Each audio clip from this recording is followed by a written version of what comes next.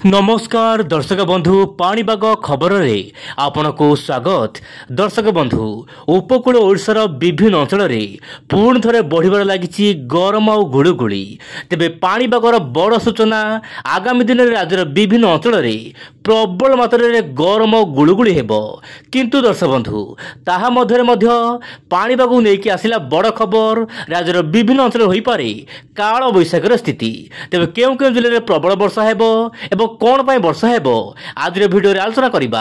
दर्शक बंधु उत्तर भारत में आपण देखि पड़थिबे उत्तर भारत में वर्तमान विभिन्न स्थान में वर्षा देखा मिलुछि। प्रबल वर्षा कुआपथर सहित वर्तमान 40 रु 50 किलोमीटर बेगर पवन संग को वर्षा देखा मिलुछि उत्तर भारत में। आपण देखंतु दर्शक बंधु उत्तर पश्चिम दिगरु वायु आसुछि प्राय म्यांमार पर्यंत ता सहित उत्तर प्रदेश प्राय महाराष्ट्र पर्यंत गोटे ट्रफ लाइन लंबी जाइछि। आपण मोबाइल देखंतु एहार प्रभाव में दर्शक बंधु जलीय बाष्पवन वायु ओडिशा मध्य को जीव जहाँ पाई कि आगामी 24 रु 48 घंटा मध्य उपकूल ओडिशा सहित केतक अंचल में मध्यम प्रबल काल बैशाख हो पारे। यही समय मध्य घड़घड़ी सहित वर्षा पवन देखा मिल पारे बोली वर्तमान सूचना मिलुछि। आपण मोबाइल देखंतु दर्शक बंधु गुजरात रु नहीं कि ओडिशा पर्यंत विभिन्न स्थान में अनेक स्थान में देखा मिल पारे प्रबल वज्रपात ता सहित पवन बेग अधिक रही पारे। सेथिपाई दर्शक बंधु यही समस्त जिला को वर्तमान अलर्ट मूड रे रखा जाइछि। आपण देखंतु मालकानगिरी कोरापुट नवरंगपुर बलांगीर ता सहित कंधमाल रायगड़ा गंजाम गजपति ता सहित जो रहुछि नयागढ़ खोर्धा पुरी जगतसिंहपुर केन्द्रापड़ा भद्रक बालेश्वर मयूरभंज ता सहित केउंझर एमिति कि ढेंकानाल ता सहित सुंदरगढ़ यार आखपाख अंचल में मध्यम हल्का फुल्का वर्षा केतक अंचल धूलीझड़ सहित वर्षा देखा मिल पारे बोली जहाँ वर्तमान मॉडल तरफ पाणीपाग तरफ सूचना मिलुछि। यह सहित दर्शक बंधु 8 तारिख आपण मोबाइल स्क्रीन में भल भाव नजर पकांतु। 8 तारिख दर्शक बंधु राज्यर विभिन्न अंचल में प्रबल मात्रा गुड़गुड़ी हेबो।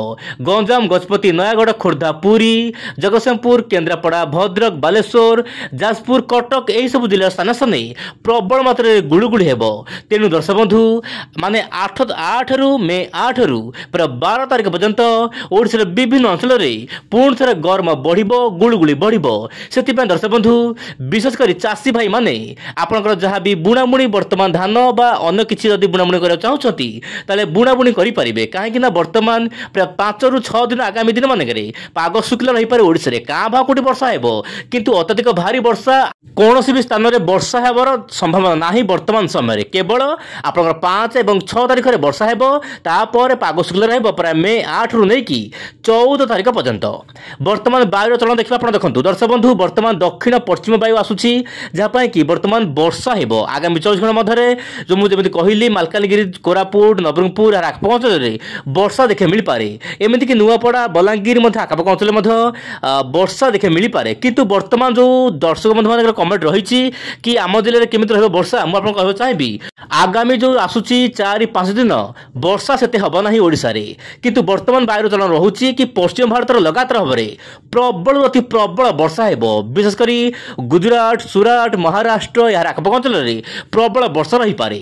यही समय मध्य जेपीएस मॉडल आकलन करुछि कि ओडिशार विभिन्न जिला गुड़िक पाग शुक्ला रहिबो 8 9 10 11 12 ता 13 14 15 यही तारिख मानकर ओडिशार वर्षार परिमाण कमिजिबो खरा मात्रा बढ़िबो तापमात्रा प्राय 42 डिग्री रु 44 डिग्री मध्य रहिबा पामे पाग अनुकूल होई पारे।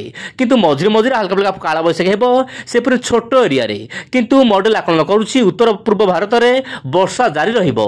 यही समय मध्य दक्षिण अंडमान सागर एवं ता सहित पार्श्ववर्ती म्यांमार उपकूल रे गोटिए घूर्णिबल सृष्टि होई पारे। क्षमा करिवे उत्तर बंगोपसागर एवं पार्श्ववर्ती म्यांमार उपकूल रे गोटे घूर्णिबल सृष्टि होई पारे। मे भी यह लघुचाप रूप नहीं पारे। जदि लघुचाप रूप नउछि ताले मौसुमी वायु दर्शक बंधु बहुत जल्दी अंडमान निकोबर द्वीपपुंज रे छुबे पाई पाग अनुकूल होई पारे। देखिबार कथा आगामी दिन पाणीपाग नहीं कि कौन सब बड़ अपडेट आसुछि। किंतु बड़ वर्तमान बड़ खबर हेउछि कि बंगोपसागर सृष्टि होई पारे लघुचाप। तबे बात्या रूप नब कि नाही वर्तमान तो कहबा बड़ मुश्किल। तथापि लघुचाप को नहीं कि स्पष्ट सूचना दउछि जीपीएस मॉडल कि आगामी दिन लघुचाप हेबो एवं यार प्रभाव में पुणी थे राज्य ବର୍ଷା ବଢ଼ିବ। ତେବେ ୱିଣ୍ଡୋରେ ନଜର ରହିଛି ପାଣିପାଗ ସମସ୍ତ ପ୍ରଣାଳୀ ଉପରେ, କିନ୍ତୁ ମେ 15 ତାରିଖ ପରେ ପୁଣି ଥରେ ବର୍ଷା ବଢ଼ିବା ପାଇଁ ପାଗ ଅନୁକୂଳ ହୋଇପାରେ। ତେବେ ଆପଣ ଚ୍ୟାନେଲ ସହିତ ପ୍ରତ୍ୟେକ ଦିନ ଜଡ଼ିତ ହୋଇ ରୁହନ୍ତୁ। ଆଜି ପାଇଁ ଏତିକି, ପୁଣି ଦେଖିବା ଆସନ୍ତାକାଲି ଆଉ ଏକ ନୂଆ ଖବରରେ। ନମସ୍କାର, ଜୟ ଜଗନ୍ନାଥ ଦର୍ଶକ ବନ୍ଧୁ।